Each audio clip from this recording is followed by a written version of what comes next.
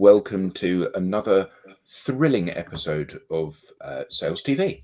And we kind of have some of the normal suspects here, but we also have, well, we don't need to introduce ourselves because we're here every week, aren't we? Hi, Alex. Hi, Andy. We're fortunate enough to have Alex's son joining us today, his son, Old Man Jensen. So let's bring Old Man Jensen in from the green room. Yeah. Hey all folks, Jensen Abbott here. Lovely to speak to you. Just thought I would share this quickly. Are you feeling stuck in the 80s or 90s, like myself, with your outdated traditional CMS? Yes, you do? Ah, perfect. Well, I think it's time for an upgrade to the modern age of headless CMS. Don't you think? To upgrade to the modern age of headless CMS. With headless, you'll have a front end and a back end that are completely separate, allowing for maximum flexibility and the ability to reuse and deliver content through open APIs. Imagine it like upgrading from a Nokia brick phone to an iPhone. You'll finally be able to stay up to date with the latest trends and technology in the digital world. Plus, you'll save a ton of money in the process. No one wants to be left behind. So say goodbye to the limitations of a monolithic system and say hello to a flexible and adaptable digital experience. I must say that when Jensen published that, I was absolutely blown away because it showed up in my newsfeed and it was obviously him, but also so obviously not him. And I was just like, what on earth is going on here? Anyway, let's welcome the man himself. Hi, Jensen. Lovely to see you. How are you doing? Yeah, good, thank you. That was a remarkable piece of content that you created there. Not just because you. So how did you do it? First of all, I'm not going to jump to conclusions here. Okay. So in all honesty, I actually saw a similar piece of content from someone else in the content.ai team, and I thought, well, I really like the idea or the messaging that content has, but I think it could do with a little bit more life into it. So as I'm kind of watching the video and scrolling through my phone, it was funny. An old person kind of filter appeared on my Snapchat at the perfect time that on the video it was saying, do you feel like you're stuck in the 80s or 90s? Which obviously got my brain thinking. I was like, I could play around with this here. I could kind of put an old person filter on myself, pretending that I'm kind of outdated and old. And then I could transition into myself explaining the benefits or the value of content.ai. But yeah, it was really fun to create. And it's that type of content that I love to put out. It's educational, but also, like you said yourself, Adam, you enjoyed it, which is the main focus for myself. Yeah, I mean, I was roaring with laughter when I saw it because it's just enough like you to look a bit like you. Yeah, that's a really good point there from Maurizio. Define old. Yeah, not that old. I like to say it's not that old. Not from where I'm sitting anyway. I must say, my wife and I were in New Look returning an item of clothing at the weekend, and they've changed their refund process. So you have to process the refund yourself on your phone. And my wife was trying to do it apologetically, taking quite some time. And she says, "Oh, you know, what do old people do when they have to do this?" I said, "Jackie, we are old." Which she didn't like, of course. Yeah. I can't for the life of me understand why. Right? For the life of me understand why. So, yeah, did you see that in your newsfeed, Andy? I didn't know, but I think it's very timely because I was talking to Rob Marklove from TPI last week, and I don't know if you've seen it, but I commented on it. There's a recording of a Tesla salesperson talking to a customer, and I can only hope that it's authentic, that the customer didn't know. But it's fascinating to see Jensen looking at it there, putting some filters on, looking at technology, actually how Tesla's looking at this technology and theoretically creating an experience about, do you want to replace your car or service your car? And I thought that was fascinating because you can tell massively that it's AI generated, those gaps in the conversation. It's not that instant humanity that we're riffing about here. And it led me to then have a really interesting conversation about Gerd Leonhard, which I don't know if you've seen him on YouTube, but he's the futurist, and he just talks about technology on a tear. And, actually that with all of this technology that's going on, the last place for innovation is the human being. And that will be the battleground. It won't be all of these technologies that actually, because all these technologies, everyone's got access to them. There's hygiene and equality and excellence is going to be in every organization. So it's actually about the human being that is going to be able to harness these and actually put their individuality to pace. And then you ask the question, BBC, I don't know if you saw that, I put it out on a link last night, which is the BBC have just looked and released a really interesting article that says if technology is making us more productive, why doesn't that show up in any of the numbers? And actually, we're not being any more productive because of all these new technologies, which is, I just think all of this stuff coming out right now is a really rich debate about where the hell does this technology take us in the future, particularly in the context of sales. Yeah, I think it is interesting. And I mean, you gentlemen just started out the job, haven't you? So, Yeah. it's, I guess it's a bit of a culture shock for both you and for them, because you're at the very kind of leading edge of social selling and of your ability, evidenced by that video that you kind of just knocked out quickly to give to your audience, is probably a long way ahead of what everyone else in the business is doing. So how's that working out? Because obviously, you've come with your own basket of skills, and you've gone into an environment where every company, I imagine, is scared of this kind of behavior, really. Yeah. So it's, I mean, really, Adam, I've got to give credit to yourself and Tim. I had, yeah. Honestly, just because he's invited you on, you don't need to give him more for it. And of we course, love you, Adam. Yeah. Thanks, mate. And of course, Alex. But no, I guess I had the skills, but I just didn't uncover them, and I didn't have. Yeah, I would say I had the skills, but I didn't find that I had the skills, and the social selling training helped me build my confidence up. It helped me find my passion. Yeah, it helped me find my passion, because if I can take you on a bit of a story. So before the social selling training that we've done, I heard no a lot of times, and for me, I like to look at no as next opportunity.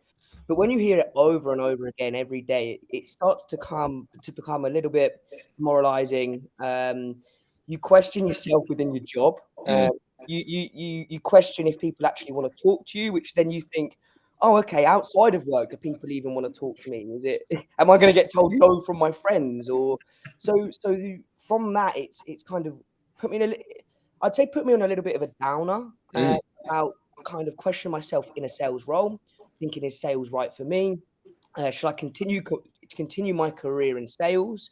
But then luckily we actually got introduced to yourself, Adam, and that's where the social selling helped me build my confidence. And I use this kind of analogy or story with a lot of people. And Alex, I'm sure you can remember the first networking event I went to. I was speaking with Alex about a prospect that I wanted to speak with in person. Believe it or not, it took me 20 minutes to build up the courage to speak to this person, and also downing a glass of wine to try and help build the confidence. Yeah, just to be clear, it was a networking event, and it was the afternoon. Yeah, 8 o'clock in the morning. Yeah, so it was really scary for myself, especially being quite young, going up to someone who's who's older, has more experience, is obviously more clued up, more knowledgeable. So for myself, I was quite scared, thinking that I'm going to either be judged or going to be told that I'm wrong and corrected. And actually, I soon realized that everyone in the room, no matter their age, no matter their experience, is all feeling the same way. And that is that we're all uncomfortable because we're being asked to go and speak to random people we don't know, we've never met, which for any human being is uncomfortable, until I realized that actually everyone in this room is looking for someone to look up to. Like I was looking for someone who was confident, knowledgeable, I could go and have a conversation with and could educate and teach me something. And I soon realized, actually, why don't I become this person that people look up to? Kind of grow my confidence, build my knowledge, and kind of run away with it and see how I perform then, or how I can have conversations with people in a network environment then. And honestly, since then, it's just been so much easier. I've been attracting people to come in and have a conversation with me. I don't have to go out and look for the conversations. But not just that, I managed to transfer these skills from in person to also on LinkedIn and through digital corridors, which is why I'm able to produce the content I can now. So that's really, Adam, where I kind of built my skills up, and I have to give credit to yourself, Tim, and Alex, for teaching me social selling. Yeah. Well, There's a question there, Adam. Just quickly. Yeah. I think someone was wondering what we're talking about. So do you want to frame it? Yeah. So every week, Sirajadeen, we talk about sales and what's happening in the sales world, and we've got Jensen on as a guest, who is young in sales and was just then talking about his challenge with selling the old way, making him feel that he wasn't effective and he wasn't liked and he wasn't able to achieve anything because he was getting a constant stream of no's, as so many salespeople do. And that he's found his niche, his own style for producing content, and a way of approaching people, which has helped him gain traction and success in this space. And it's one of the challenges that every salesperson faces. With 100 million people out there all trying to sell stuff, you have to find a way of standing out, and you have to leverage your only true unique thing, which is who you are. But I think it's quite interesting that that often corporate structure doesn't embrace this. I mean, every time we go and talk to a new organization, they love the idea, but often they only love the idea up until the point that they realize people have to be set free to be able to do their own thing. And there's a huge irony there, because when you go to one of those networking events, that's exactly what you're given. You're given complete autonomy to go and represent the brand in any way you want, with nobody looking over your shoulder, because there's no way of policing that. Be a mermaid. Yeah, absolutely. Yeah, you got nobody looking over your shoulder, and yet on social, often people are so concerned that they want to try and constrain people's creativity and their ability to be themselves, and make sure that they're promoting the brand message in the right way, which is quite outdated thinking, isn't it? Yeah, and on that point, Adam, I think you see it every day on LinkedIn, the corporate posts that tend to be liked by 10 people, but those 10 people work within the organization. Now, that visibility, there's no visibility there. There's no prospects, no new individual that has seen your brand and kind of taken that in. Where you see you get the most visibility is posts that are less about the brand, but still has the brand message within it. But it also has yourself, as everyone knows in today's day and age, people buy from people. We see it everywhere. So building relationships is really important. Just like if I was to ask yourself, Adam, if within this room, if I was to say you need to spend £50,000 on a piece of technology to help, if I said you've got to pick between myself or Alex and you didn't know me, you're more inclined to have a conversation with Alex, as that trust is already there. Not just that, from a social standpoint, if I didn't put out the content that I did, you're not seeing much of me on social. So you're unable to paint a picture of who I am and what I do. So you're less likely to actually give me the time to build that relationship with you, as I'm not putting myself out there. I think especially in sales or today's day and age, you've got to give something before you can actually put your hand out and take it. So you've got to be giving people information to help educate them. And not just be stuck on this idea that my brand is amazing, it's the best, and you need it. Because I think everyone's heard that now for probably about 10 years, that everyone's the best brand and product. And it's just all the same noise in the same space. Talk a little bit about how different you're feeling in yourself, having transitioned from some of the, let's say, outdated techniques like cold calling and emailing to this more modern approach. Very good question. Very good question. How am I feeling? I'm feeling a lot more confident. I would say a lot more energetic. I would say that's because I'm feeling more confident. I'm feeling more driven. I feel like I've found my purpose. I feel like I've found my North Star. And all of this kind of comes together, right? As they say, a well-oiled machine, but it takes time. And I think that's what people also have to understand and realize is you're not going to jump into anything and become an expert straight away. Just like Rome wasn't built in a day. You need a plan, you need a strategy, and you need the execution side of that as well. But most importantly, I'd say consistency is key within anything, within work, even within the gym, right? There's a lot of people like to use that gym analogy. Consistency is key. So be consistent with posting, be consistent with networking, sending out connections, consistent with trying to help other people, before expecting something back.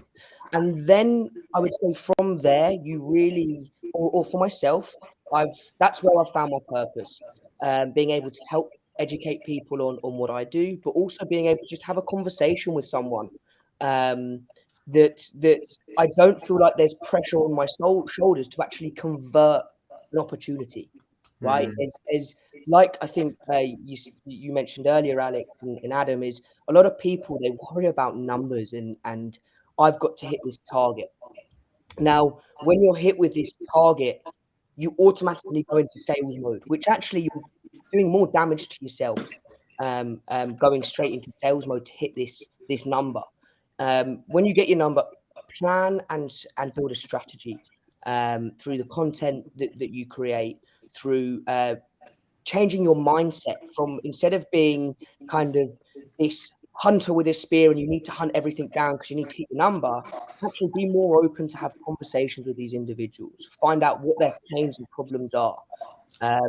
Because no one wants to speak to a salesperson anymore because they feel like they're going to get bombarded with messages, emails, cold calling, and no one likes that anymore. And I'm sure everyone here has experienced kind of their phone ringing with an unknown number, and it's, do I answer it? Do I not answer it? Is it going to be a cold call? Is it not going to be a cold call?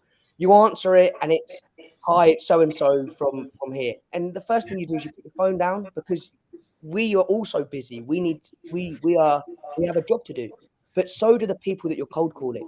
So it's finding different channels that work for you, and building that strategy. Let's just quickly have a call out to Dr. Grant, who was our guest a couple of weeks ago on here, who's currently on holiday. Yeah, so Grant, what on earth are you doing watching this show? Why are you not drinking a cocktail and enjoying the sun? It probably is. All three. You're right, no doubt. And so far, he's trumped Tim by basically, Tim went to Canada. Yeah, he's in Vancouver. I can do Bali. Yeah. So LinkedIn user Neil has said, "Is social selling success sector dependent?" No, absolutely not. And the reason it's not is because it's about people. Social selling is not sector dependent in the same way networking and making relationships isn't sector dependent. The beauty of it is that you can scale the finding people who like you bit that traditionally you would have done by going into a room full of people and walking around the room, shaking hands with people and having a chat, and then saying, oh, yeah, we've got something in common, let's get together later. And to be able to do that at scale from your own desk is very attractive. Good. I'm pleased to hear it. I hope you're having a lovely time. I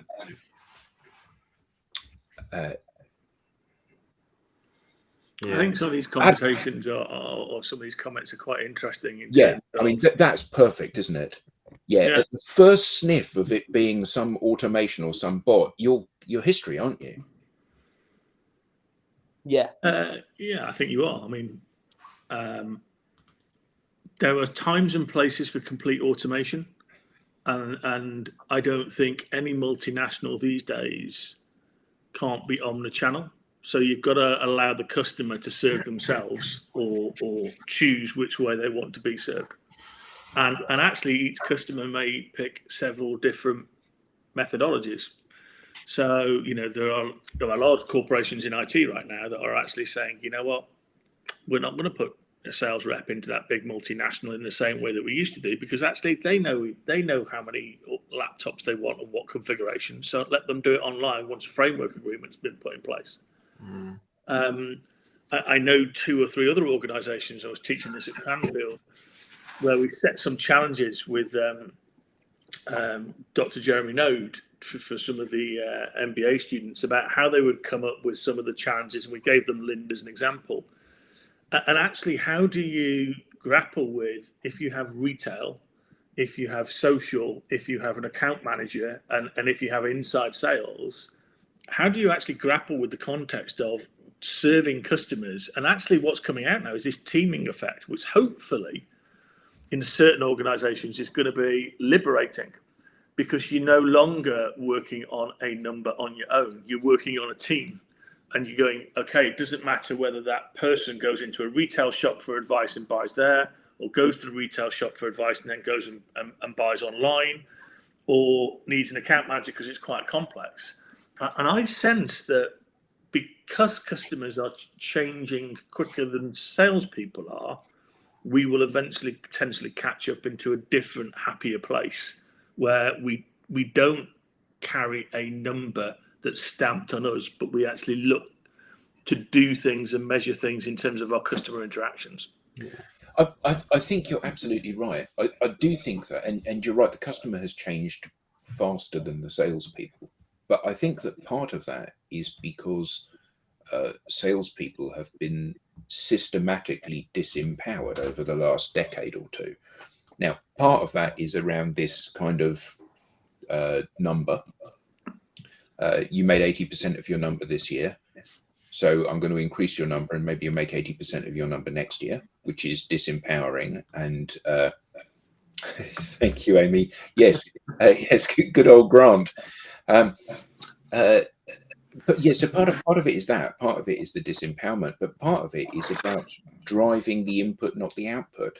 Andy, you're my salesman. Therefore, what I'm looking for is for you to make 100 calls or send 100 emails today, not for you to have 4 conversations or 1 sale, but me driving the input. And I think that what we're starting to see now is the salespeople who are most effective are those people that understand that, and I know we all use this cliche, but most people seem not to believe it, that people buy people. So I try to be a really nice guy, which means people are not scared off, which means people want to have a conversation with me, which means that the conversation, if appropriate, can ultimately become a commercial conversation. Now, that should be the mantra for every salesperson. Yeah. But I think that fundamentally, if you think about what Jensen said about how he was thinking, oh, maybe people don't like me, maybe sales isn't the job for me, and that weighing on your head precludes you from behaving in a way that makes you attractive to people to have a conversation with. And to Andy's point, as selling becomes a team sport, it's not just the salesperson that has to do this, it's the team that's engaging with the customer, with the prospect, that has to do this. Yeah, I think what you're touching on, though, and light blue touch paper stand well back, is this proliferation of what's called sales enablement, where I'm going to be honest, I just want to vomit all over, because it's basically revenue enablement, tool proliferation. Well, that's what it is. It's about putting tools in to, in quotes, help the salesperson. Yeah. It's got nothing to do with enabling sales. Nothing Well, at all. the reason it doesn't, I'm violently agreeing with you here, is because none of it is about enabling the salesperson to be the best version of themselves that they can be. Yeah. It's about a number. And it's about the number in the period of time that you work for me. And I don't care about you. Yeah. And that is just crap. I mean, Let me why try- are we the only... Let me do quick time out, because I know Jensen has another call starting in 4 minutes. Let's all pitch up to that. Let's all go there. Yeah, you need to buy from Jensen because he's a really good guy. Should we begin with that? Actually, get a customer on here. Let's surprise them. Hi, you're on live SalesTV. Who the hell are these guys? We could get commentary. We could grade you. We could put like 4 out of 10. We could have scores for. We could do it internationally. Scores from Bali. That's a good one. Yeah, Sorry, a really poor Eurovision Song Contest gag there. Go on, Alex. Nil point. But yeah, Jensen, thank you so much for coming on at short notice. Really great to hear your story. No, thank you for having me. And yeah, it'd be good to jump on some more of these in the future. We would very much like that, mate. So good luck with your next call. If it's a short call, you can come back in. Yeah, no's don't take that long. Perfect. Well, thank you so much, guys. Enjoy the rest of the stream. Bye bye. You too, Jensen. Bye bye. Ciao. Yeah, a really good point here from Mark. Long-term brand building versus short-term sales targets. Actually, I don't think that's what it is, though. I think it's long-term sales versus short-term sales targets. So the first bit is about actually making the revenue. The second bit is about setting the revenue objectives. And I think that's the problem, isn't it? The problem is that you're so motivated and driven by a huge target which you have to close this quarter. What you're not able to do is to have breathing space to actually get the business. So I have to end up quantifying this. So Andy, are you going to buy today? Yes or no? Mm. And actually, it's that. Okay, Andy's ready to buy in January next year, and he's got his budgets lined up for that, and he's ready to start the program there. And what can you do to pull it forward into this quarter? But I think so I was talking to James King, COO at IdeaGen. Great company, great guys, Ben Dorks and Jasmine Dorks, North Stars for me in terms of people.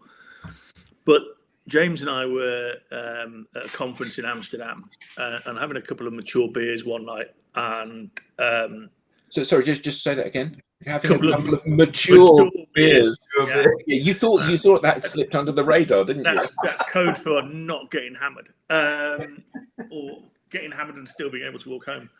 But he was interested and said, actually, there's this proliferation of SaaS/software companies, and there's a different selling motion in that space. And actually, if we acknowledge that I think is changing sales in a specific way, because actually long term isn't an option for a lot of these products. It's short term. So if you look at Jordan at Vidyard is not a long term play. It is a short term. Do you want to buy the license? People will buy it like me. He'll buy it online. Do you want to corporate, and so on and so forth. And I think what we've got to be careful about is understanding that there is that selling motion in these worlds, and it's not wrong. It's just the way the product is positioned and sold. And then more traditional product sales, or even financial service sales, etc. So when I was in leasing, years and years and years ago, what was great and I loved about it is my boss enabled me to run my own company within Barclays.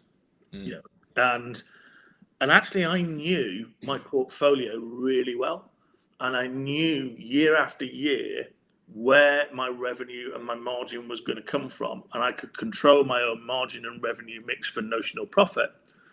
And I loved it, and I still loved it. And that I think is not optional for a lot of people these days. It's this concept of, yeah, you need to do that because it's transactional. And if you look at, we've got a segment, I think, these new world technologies, these new world ways of selling those technologies, and then these older ways of looking at technologies and older ways of selling, manufacturing, automotive, etc. And then this completely different way, which is social and omni-channel digital, which I think if we're not careful, we end up trying to cover it all with one brush, and that could confuse people.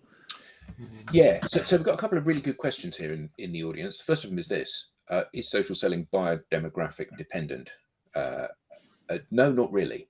If we think about Simon Kemp's research, which every quarter he does a state of the nation review for his company, and it talks about digital penetration and how how buyer behaviors are changing and becoming digitized.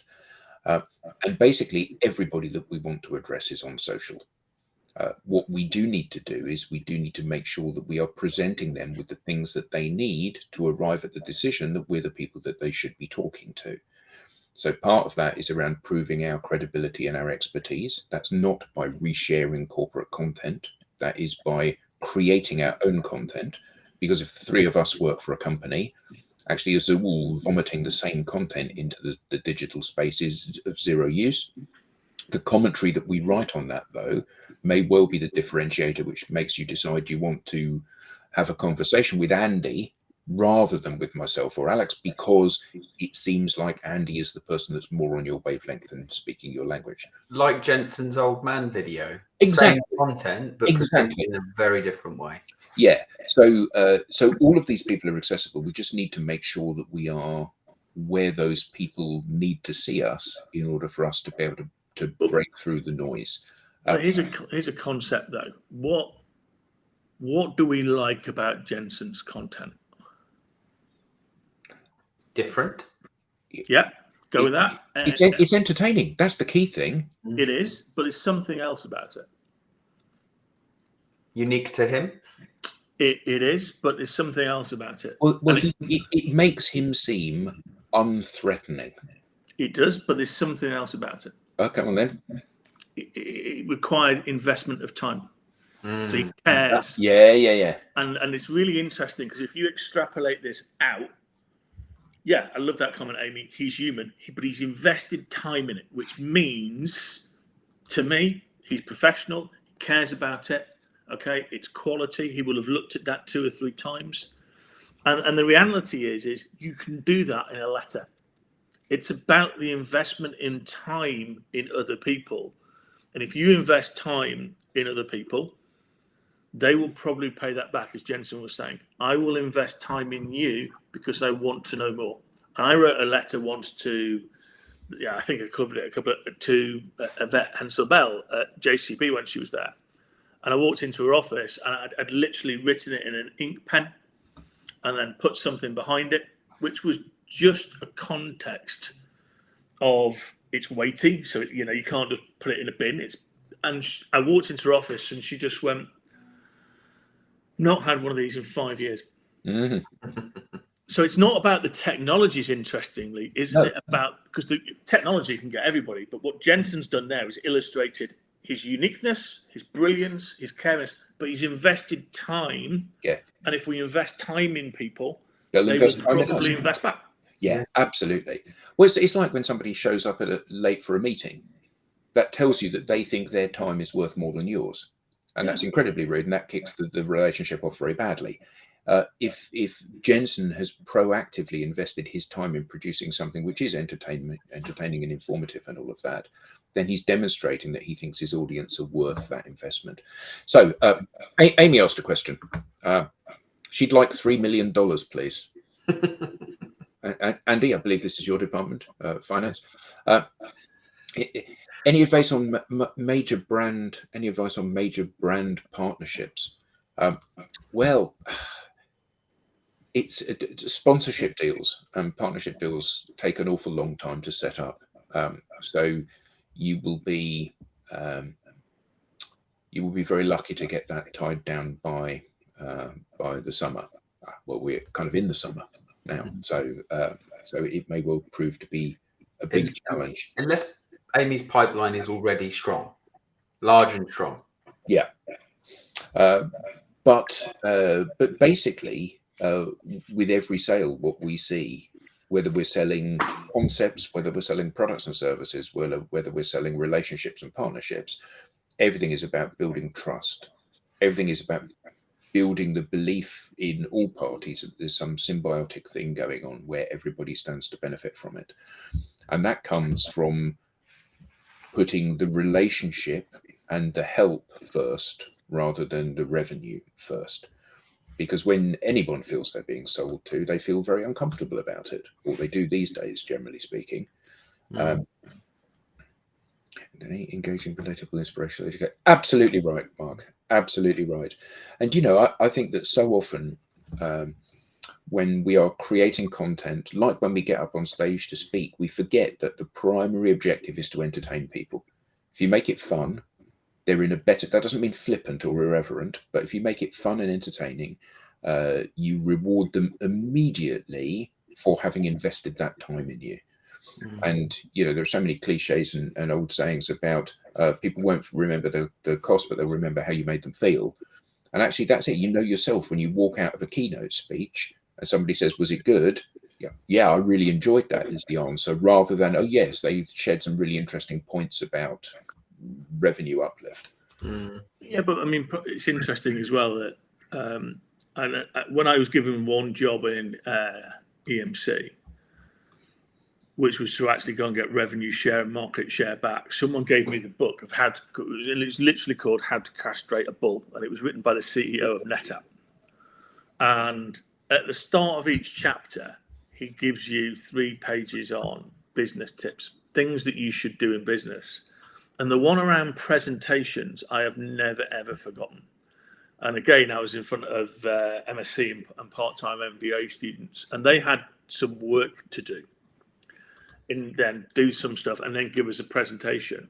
And you could see them all dive into it. And I said, whoa, stop. Just pause a second. Does anybody know the 3 questions they should ask themselves when they're about to write a presentation? And there was silence in the room, eerie silence, pun intended there, Mark. And the reality is there's 3 questions. And this is out there in the book, which is, what do you want people, and it doesn't matter whether it's a physical presentation, it's about when you pitch up, is what do you want people to feel? And it's a 1-word answer. Good. Okay. Good, excited, motivated, inspired. Yep. It's a 1-word answer. However many people give you a 12-word answer, it's like, no, it's a 1-word answer. Then what do you want them to know? And then lastly, what do you want them to do? And if you can't answer those 3 questions in a presentation, whether it be digital, whether it be physical, then you're onto a high road for nothing. Yeah, absolutely. So here's a great comment from Ty. How can we give reps time to invest in the people they should invest in with the targets that are set, especially for reps who have to do? Yeah, and this is a fundamental shift that's needed in how we measure and KPI our sales teams. And I was recently talking to a client, a prospect, and there was some pushback on, okay, this is what your people need to do in order to have more conversations. And some of the things that came out of that were, well, we haven't got time to do that because we've got all of these other tasks. And my flippant throwaway comment was, yeah, but they ain't working because you got no pipeline. And actually, there's no answer to that. Ultimately, if your people are fully deployed doing stuff to generate pipeline and they have no pipeline, the stuff they're doing does not work, which means you can afford not to do it, because if you've got no pipeline, not doing it doesn't change the fact you've got no pipeline, which frees you up to have a huge amount of time to do other stuff. And I think that so often what we see is that people, it's like the joke about a guy goes to the doctor and he says, doctor, my wife thinks she's a chicken. And the doctor says, well, you need to have her committed. And the man says, well, we would, but we need the eggs. And it's like people are constantly doing this stuff on the treadmill and they're getting nowhere. Yeah. They're getting no traction. and we need to chuck that away and think about doing something entirely different. Yeah, and sales people are suffering as a result. Absolutely. Well, so are the businesses. Yeah. Well, You may send us your sponsor deck for feedback, of course. Yeah. Perhaps we should get Amy on the show. Talk to us about what works and what doesn't work. Thank you very much indeed, Mark. Please join us again next week. And that's a great point from Mark. Yeah, don't tell them, show them. It's one thing to say that I'm the guy you should be doing business with, but if your behavior is not engaging expert, helpful, general behavior, why would somebody believe any of that? Yeah. Coming to a comedy club near you, Adam Gray. Yeah, as you well know, Andrew, it's always a comedy club when I'm involved. I think he was thinking more about your forecast, but yeah, absolutely. Really? Absolutely. Yes. No, well, nobody ever laughs when I present my forecast. Cry. No, yes. There's an eerie silence. Yeah, they wait for the tumbleweed moment to blow through. It's just like, okay. It's like. Did you hear the squeak of like wheels on chairs as people move back? So it's like, really? They put that up? Yeah. Oh, they've all gone. What happened there? Yeah.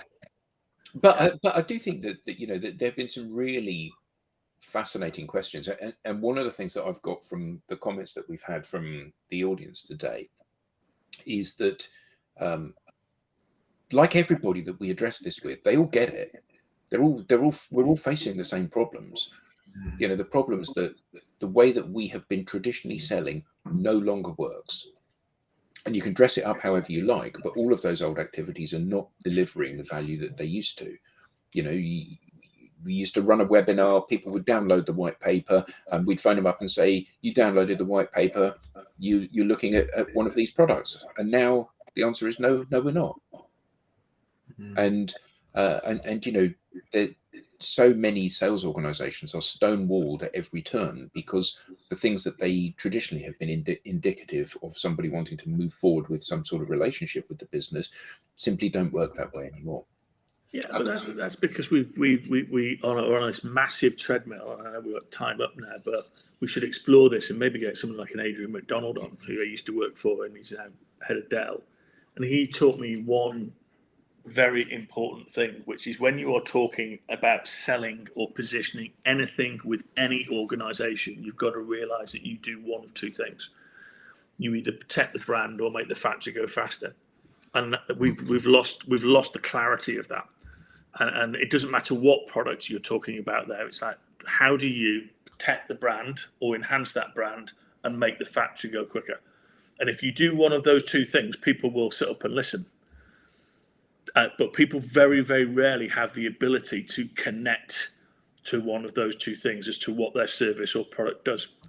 And fundamentally, who doesn't want their brand protected or enhanced, and who doesn't want their processes? When I say factory, I mean a bank is a factory. It's about moving money from one to another. We just don't think about that. So a good way to round up is Amy's comment here. The last bit. My whole team is winning because I'm fearless. That is the thing, isn't it? People have to be brave.